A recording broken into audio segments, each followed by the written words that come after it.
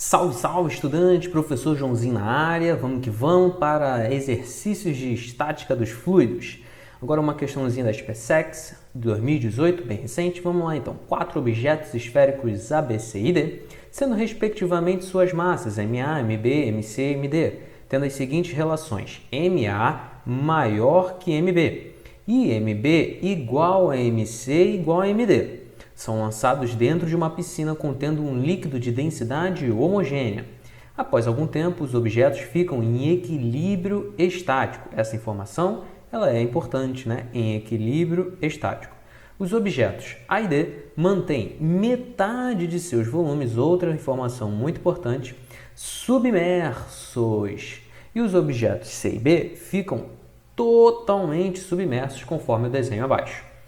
Aí está lá o desenho, né? Bonitinho. Sendo VA, VB, VC e VD os volumes dos objetos A, B, C e D, respectivamente, podemos afirmar que... Então, ele quer encontrar uma relação entre aqui os volumes, tá bom?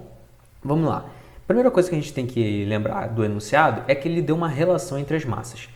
E como a situação é de equilíbrio, a gente pode lembrar lá da teoria de empuxo que o peso do fluido deslocado corresponde ao módulo do empuxo, né? Sabendo disso lá da teoria, se você não lembra disso, revise a parte teórica, tá bom? Eu falo sobre isso com muitos detalhes. Sabendo disso, a gente pode escrever o seguinte, né? E lembrando das relações que ele forneceu. Ele falou lá em cima no enunciado que o peso de B é igual ao peso de C, que é igual ao peso de D.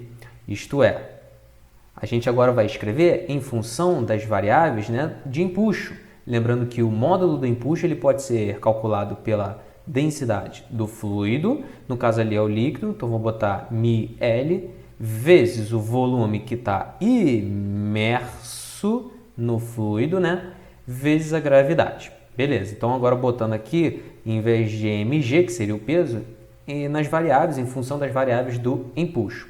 Então a gente vai trabalhar aqui com μ do líquido, vezes o volume de B, confere, e aí o volume imerso de B é o volume total, porque ele está totalmente imerso no líquido, vezes a gravidade. Isso vai ser igual, agora vamos analisar a esfera C, o μ do líquido é o mesmo líquido, né? O volume de C, C também está totalmente imerso, por isso eu estou botando logo VC, isso é igual a, agora o D, μ do líquido, vezes o volume do D. O volume do D é a metade apenas imerso, então VD sobre 2, vezes a gravidade. Com isso, a gente vai encontrar uma relação entre os volumes, porque veja que μ do líquido é igual, é comum a todos os termos, bem como a gravidade, o experimento está sendo feito no mesmo local. Então, a relação que nós encontramos é que VB é igual a VC, que é igual a VD sobre 2. Não gosto muito de trabalhar com frações. Então, se a gente multiplicar todo mundo aqui por 2, vamos ter que 2VB é igual a 2VC, que é igual a VD. E aí você vai guardar essa informação na nuvem. Guarda essa informação na nuvem que daqui a pouco a gente volta nela.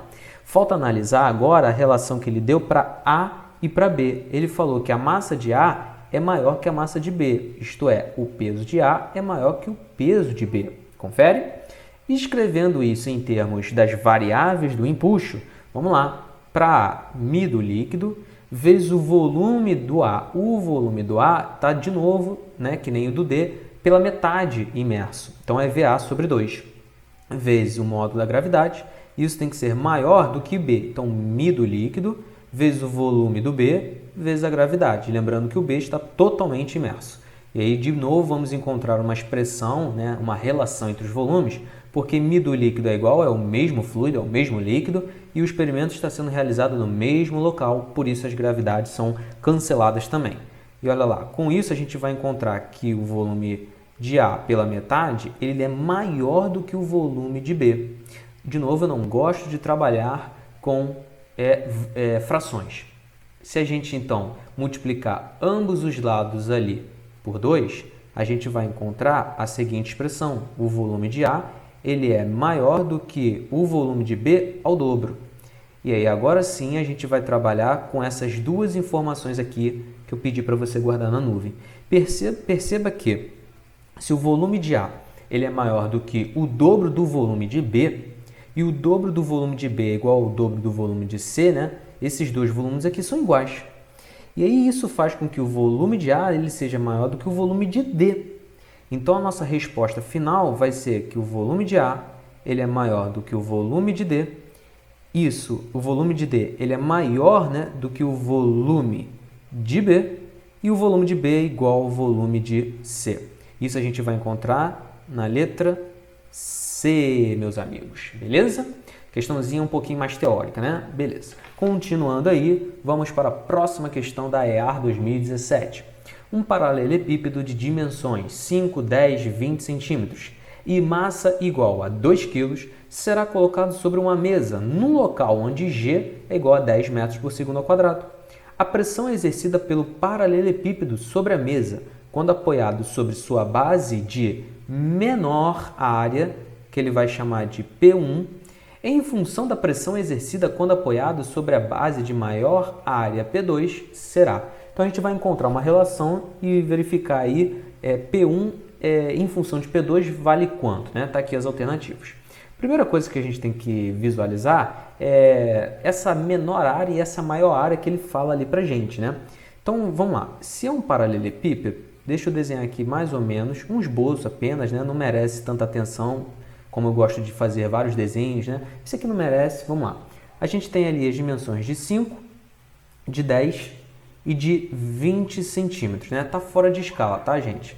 Ó, em centímetros. Aí a gente pode perceber o seguinte, existe uma área aqui, uma outra área aqui e uma outra área aqui, confere? E aí é o seguinte, eu vou chamar se a gente multiplicar aqui 5 vezes 20, deixa eu botar aqui, 5 vezes 20, a gente vai ter uma certa área. Se a gente multiplicar 10 vezes 20, a gente vai ter essa área aqui. Se a gente multiplicar 5 vezes 10, a gente vai ter essa outra área aqui. E a gente tem que analisar qual é, dentre essas três áreas aqui, a menor e a maior. Veja que a menor vai corresponder a essa terceira aqui. E como ele falou que menor corresponde a uma pressão P1, nada mais justo que eu chamar isso aqui de área 1. A área maior vai ser essa segunda aqui, ó, porque o produto dela, né, é o maior de todos. Então, eu vou chamá-la de área 2, beleza? Com isso, a gente tem uma relação entre pressão e área, tranquilo? E aí eu vou te lembrar que a definição de pressão é a seguinte, a razão da força ortogonal aplicada sobre uma determinada área. E aí eu quero que você perceba que essa força aqui, né, ela está fazendo o papel da força peso. Então, a gente vai calcular aqui o peso. Cuidado para você não confundir esse P aqui estilizado. Perceba que eu coloco um tracinho aqui embaixo, né, da base da letra para não confundir. Esse P aqui é P de pressão e esse P aqui normal seria da força peso, tá bom? E a gente está trabalhando com o módulo. E o peso, obviamente, ele é mg, a massa e a aceleração da gravidade. Então, isso aqui vai ficar dividido pela área. Como ele quer a pressão de 2, a pressão de 1 em função da pressão de 2, a gente pode fazer uma razão aqui entre essas pressões. Vou escrever que a pressão de 2 sobre a pressão de 1, ela tem que ser igual, né? A massa, não vou fazer questão de botar M1 e M2 porque é a mesma massa, então é massa M. Vezes G, de novo, não existe G1 e G2 para essa questão, o experimento está sendo realizado no mesmo local. Isso vai ficar dividido pela área 2, aí sim a gente tem que fazer a questão de destacar, né? Área 2 e área 1, dividido ali pela massa G e área 1, dividido pela área 1. Aí aqui a gente pode aplicar o seguinte, né? Repete a primeira fração e multiplica pelo inverso da segunda fração. E a gente vai chegar o brilhante resultado. mg área 2 vezes área 1 dividido por mg. Percebam que mg vai embora com mg, né? E a gente vai ganhar que a área 1 é dividido pela área 2. Perceba que você também poderia analisar logo o peso é o mesmo, já poderia ter cancelado, tá? mas eu estou mostrando passo a passo, indo devagarzinho. A área 1, ele forneceu o valor, gente. A área 1 corresponde a 5 vezes 10. 5 vezes 10, 50, né? Como ele colocou em centímetros, centímetros quadrado. Então, 50 centímetros quadrados. A área 2 é 10 vezes 20, que vai dar 200 centímetros quadrados. Isso corresponde a 1 quarto. Veja que centímetro quadrado com centímetro quadrado foi embora. Então, a relação final é de que a pressão P2 sobre a pressão P1 é igual a 1 quarto. Ou seja, a pressão P1 ela vale 4 vezes a pressão de 2. Onde que a gente encontra isso? Na letra B de Buela, bem tranquila, né? Tranquilinho. Prosseguindo aí na resolução de questões, EA 2017. Uma prensa hidráulica possui ramos com áreas iguais a 15 cm e 60 cm quadrados. Se aplicarmos uma força de intensidade F1 de 8 N sobre o êmbolo de menor área, a força transmitida ao êmbolo de maior área será. Basicamente, a gente tem que lembrar aqui o princípio de Pascal. Deixa eu escrever, princípio de Pascal. A gente está fazendo ele bastante, inclusive, né? Mas gostei de lembrar aqui do nome dele. É um princípio, gente, não precisa ser demonstrado. A natureza se demonstra assim, a gente constatou. E o que ela diz, né? O princípio de Pascal, que a pressão, ou melhor, a variação de pressão é transmitida integralmente por todo o fluido. Por isso que a força transmitida ao êmbolo de maior área pode ser calculada através também aqui da razão, né? De o módulo da F1 sobre a área 1 é igual ao módulo da força F2 sobre a área 2. Acabou, gente. F1 ele falou que vale 8 e é aplicado sobre a área menor, que vale ali 15, né? 15 é menor do que 60. Isso tem que ser igual a F2 que a gente quer calcular dividido por 60. Gente, acabou, molezinha. Só fazer essa continha. E aí você vai encontrar que o módulo da força F2 ali vale 4, né? Vale 4 vezes o valor da força F1. 4 vezes o valor da força F1. Você encontraria aqui, né? 32 newtons no caso. Como ele quer em literal, por isso que eu coloquei assim primeiro, né? Você vai encontrar isso na letra D. Beleza? Show de bola. Prosseguindo aí, então, próxima questão é EA 2016. No interior de um pneu de bicicleta, a pressão é de aproximadamente 2,5 vezes 10 elevado a 5 newton por metro cúbico. Lembrando que essa unidade aí, newton por metro cúbico, nada mais é do que o Pascaleta. Pascal, tá? Para encher o pneu até tal pressão, é utilizada uma bomba cujo êmbolo possui um diâmetro de 6 centímetros. Aí está aqui a força aplicada sobre o êmbolo, blá blá blá. Qual o valor da força mínima em newtons que deve ser aplicada sobre a manivela da bomba para encher o pneu da bicicleta? E ele quer que você considere ali o π como 3. Quando ele sugere, né, essa aproximação de π, é porque ele quer que você abra a expressão da área, né? Porque em nenhum momento até agora a gente abriu o valor aqui, a expressão, né, a fórmula da área. Mas como ele está falando ali que é um êmbolo, né, e possui um diâmetro, a gente considera isso ali aproximadamente como sendo um cilindro, cuja cuja base, né, vai corresponder a uma circunferência. Então a área da base é de uma circunferência, ou seja, πr ao quadrado, onde r é o raio. Só que ele deu o diâmetro. Isso, e o diâmetro valendo 6, o raio a gente sabe que é o diâmetro dividido por 2, ou seja, 3 centímetros, certo? Então a gente tem aqui que a área vai ser de 3 vezes 3 ao quadrado, 3 ao cubo, né? Beleza? 3 vezes 3 dá 9, 9 vezes 3, 27. 27 centímetros cúbicos. Que na unidade do SI vai corresponder ao seguinte, né? A área na unidade do SI, 27 vezes 10 elevado a menos 6 metro cúbico. Perceba que multiplicar por 10 a menos 6 é passar de centímetro cúbico para metro cúbico, tá bom? Corresponde a essa unidade aqui. Beleza. Mas ele quer saber aí a força aplicada. A força aplicada, a gente tem como extrair essa informação, né, do produto da pressão aplicada sobre o êmbolo vezes a área desse êmbolo. A área a gente já até calculou. E a pressão? Ele forneceu. Vale 2,5 vezes 10 elevado a 5.